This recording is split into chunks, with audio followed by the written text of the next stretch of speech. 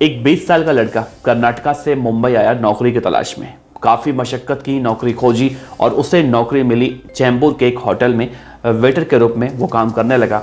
लेकिन वेटर का काम करते करते एक दिन अचानक उसके ज़िंदगी में कुछ ऐसा मोड़ आया, ऐसा टर्न आया कि उस लड़के ने अचानक ऐसे क्राइम को अंजाम दिया कि एक दिन वो मुंबई का सबसे बड़ा कुख्यात गैंगस्टर बन गया और अंडरवर्ल्ड डॉन बड़ा राजन को मारकर छोटा राजन के साथ हो लिया। तो आज के इस वीडियो में हम बात करने वाले हैं कुख्यात गैंगस्टर साधु शेट्टी के बारे में, जो कर्नाटका का रहने वाला था, लेकिन वेटर की नौकरी करते करते वो जुर्म की दुनिया में कैसे आया और किस तरह से उसका एनकाउंटर हुआ। तो आज के इस खलनायक सीरीज में हम आपको साधु शेट्टी की पूरी कहानी बताएंगे। तो नमस्कार, आप देख रहे हैं BDF न्यूज की क्राइम सीरीज खलनायक, जिसमें हम आपको रोजाना सुनाते हैं अपराध की दुनिया की छोटी और बड़ी खबरें। बड़े बड़े विद्वान भी यही कह गए हैं और आज के हमारे पूर्वज भी यही कहते हैं, जो बड़े बूढ़े हैं, कि आदमी को गुस्सा खा जाता है, यानी कि जब किसी को गुस्सा बहुत ज़्यादा आने लगता है तो ये उसके अंत की शुरुआत हो जाती है।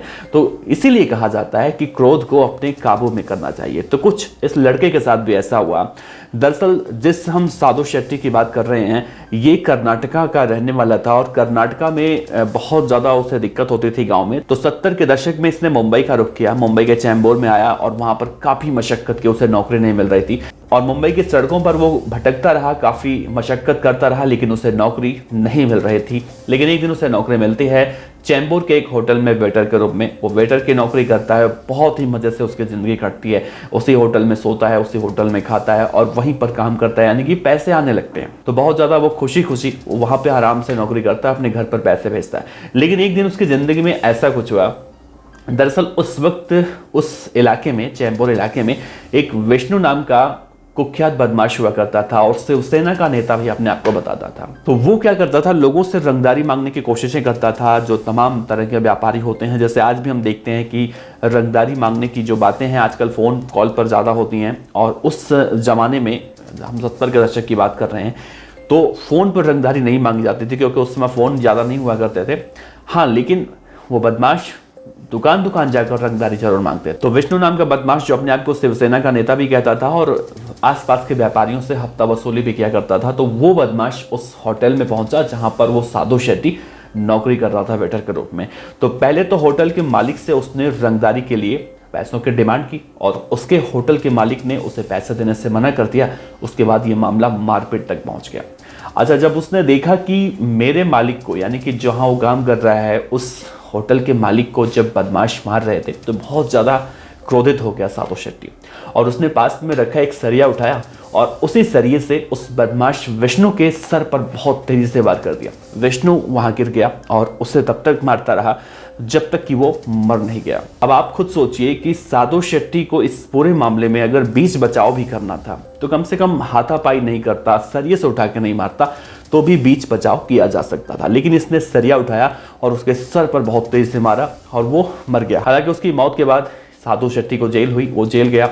जेल से जब वापस आया तो वरदराजन नामक एक बदमाश था, जिसकी उस समय मुंबई के चैम्बूर इलाकों में तूती बोला करती थी, अवैध शराब का कारोबार वो किया करता था। तो जेल से वापस आने के बाद उसने वरदराजन की गैंग ज्वाइन कर ली और वरदराजन साधु शेट्टी पर भरोसा ज़्यादा करता था, तो उसने अवैध शराब के जो बिजनेस थे उसने उसको सौंप दिया कि भाई अब तुम ही करो। क्योंकि उस वक्त वरदराजन के खिलाफ एक पुलिस इंस्पेक्टर थे जिनका नाम पवार बताया गया था। वो बहुत ही शिद्दत से लगे हुए थे और एक क्लू का इंतजार कर रहे थे। जिस दिन वो क्लू मिल जाता तो शायद वरदराजन का वो दिन आखिरी होता। तो वरदराजन अपना सब कुछ धंधा इसे सौंपकर, यानी कि साधु शेट्टी को सौंपकर वो चेन्नई निकल जाना चाहता था। हालांकि वो बाद में चेन्नई भाग गया।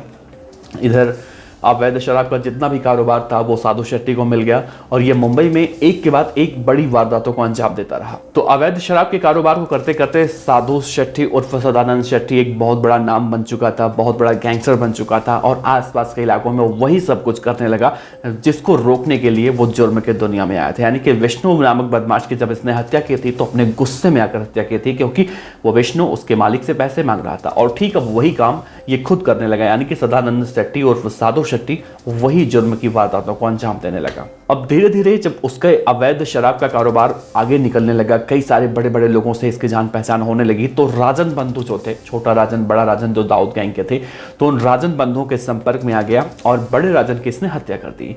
उसके बाद ये छोटा राजन के गैंग में शामिल हो गया। मुंबई पुलिस ने इसके बाद इसके ऊपर एनएसए यानी कि राष्ट्रीय सुरक्षा कानून के तहत इसे गिरफ्तार कर लिया। साल 1983 से लेकर साल 1985 तक इन सालों में छोटा राजन के साथ मिलकर सदानंद शेट्टी उर्फ साधु शेट्टी ने मुंबई में आतंक मचा दिया था। आतंक का दूसरा नाम बन चुका था। तो इस तरह से कई सारी वारदातों को अंजाम देते देते साधु शेट्टी 1992 में वापस कर्नाटका चला गया और वहीं पर जाकर रहने लगा। लेकिन एक डकैत जिसका नाम नागू बताया गया, उसे गोली मारने के जुर्म में एक बार फिर से ये गिरफ्तार हुआ और 5 साल तक इसे जेल में डाल दिया गया। जेल से बाहर निकला तो मुंबई वापस आ गया। मुंबई आने के बाद एक बार फिर से ये अपराध की दुनिया में एक्टिव हुआ और साल 1996 में सदानंद शेट्टी उर्फ साधु शेट्टी को जब मुंबई की पुलिस मुंबई के सेशन कोर्ट में लेकर जा रही थी तो इसके ऊपर कोर्ट में हमला हुआ। हालांकि उस वक्त तो ये बच गया। हालांकि जब बाहर निकला तो शांत रहा और शांतिपूर्वक तरीके से अपराध को अंजाम देना कम कर दिया था, यानी कि बिल्कुल वो अंडरग्राउंड हो चुका था। लेकिन साल 2000 में एक विधायक जिसका नाम वसंत बताया गया था, वसंत की हत्या हुई। वसंत की हत्या के मामले में सदानंद शेट्टी का नाम सामने आया और मुंबई की पुलिस इसे बहुत ही शिद्दत से खोजने लगी और 2 साल तक करीब पुलिस को छकाते हुए जब साल 2002 का वो वक्त आया जब मुंबई पुलिस के एनकाउंटर स्पेशलिस्ट कहे जाने वाले विजय सालवेस्कर ने इसे 2002 में एक पुलिस एनकाउंटर में मार दिया। तो इस तरह से इस गैंगस्टर की अंत हुई। अब आप खुद सोचिए, जब ये कर्नाटका से मुंबई आया था तो ये जीने खाने के लिए आया था, इसे नौकरी मिलनी थी और काम करना था, इसीलिए आया था। लेकिन जब इसे एक वेटर की नौकरी मिली, नौकरी आराम से कर रहा था, लेकिन इसके गुस्से ने इसे इतना इस हद तक पहुंचा दिया, इस हद तक मजबूर कर दिया कि यह विष्णु नामक बदमाश की हत्या करता है और उसके बाद ये जुर्म की दुनिया में कूद जाता है और एक के बाद एक कई सारे वारदातों को अंजाम देता है। हालांकि आज उसकी मौत को हम देखें तो 20 साल से ज़्यादा का वक्त गुजर चुका है। इस कहानी को सुनाने का मकसद आज इतने दिनों बाद इसलिए हमें लगा कि बहुत सारे लोग आज के मौजूदा वक्त में सोशल मीडिया पर या फिर कमेंट बॉक्स में ये लिखते हुए पाए जाते हैं कि भैया हमको गैंगस्टर बनना है। तो भैया गैंगस्टर बनने का अंजाम क्या होता है वो तो देख लीजिए। तो इस तरह से अपराध की दुनिया में आने से बचिए और ऐसे ऐसे लोगों को देखिए और इनको देखकर कुछ सीख लीजिए कि अगर अच्छा काम करते हैं, अगर ये वेटर की नौकरी कर रहा होता तो शायद कुछ आगे चलकर अच्छा भी कर लेता। अगर कोशिश करता, जितनी कोशिश इसने अपराध की दुनिया में की उससे कम कोशिश अगर आराम से सीधे रास्ते से करने की कोशिश करता तो शायद ये बहुत अच्छे पोजीशन पे होता और आज शायद जिंदा भी होता। तो मिला जुला कर देखा जाए तो क्रोध हो या फिर जराइम की दुनिया हो, इन सब का अंजाम बहुत बुरा होता है। तो इन सब से बचिए और अपना जीवन यापन करिए अच्छे से। आपका बहुत बहुत शुक्रिया। इस वीडियो के बारे में अपनी राय जरूर दीजिएगा। आपका बहुत बहुत शुक्रिया। देखते रहिए BTF न्यूज़। नमस्कार।